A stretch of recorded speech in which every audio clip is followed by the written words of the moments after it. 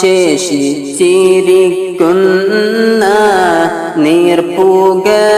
നീർപ്പുകളെല്ലാമേ ശറഫേറും ദിക്റിനാൽ പരിശുദ്ധമാക്കല്ലാ.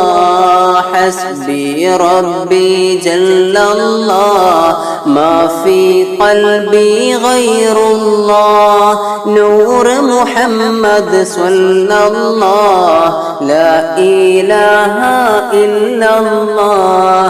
അസ്റായിൽ വന്നെത്തും സക്കറാത്ത് നേരത്ത് ഇബ്ലീസിൻ ശർരീനെ കാക്കണം നീ അല്ലാഹ്.